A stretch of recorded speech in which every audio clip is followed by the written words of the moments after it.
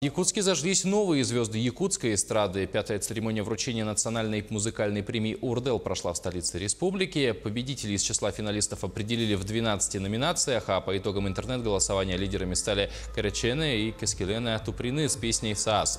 Заветную статуэтку получили те артисты, чьи песни на протяжении года лидировали в хит-параде «Радио Тетим». В финал вошли 24 исполнителя. В течение 4 месяцев зрители и слушатели радио голосовали за любимых певцов в социальной сети Instagram.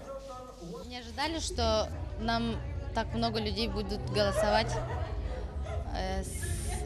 Много голосов набрали, и мы в шоке сами.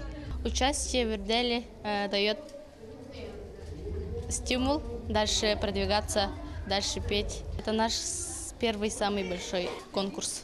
Планов много, как пойдет время, покажет.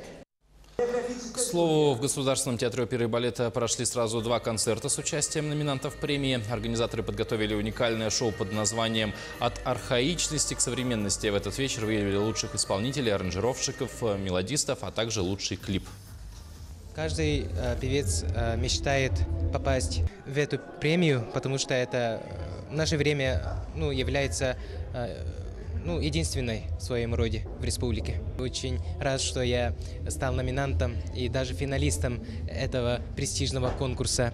И я благодарю национальную вещательную компанию «Саха», которая дарит каждый год, ежегодно, этот музыкальный праздник.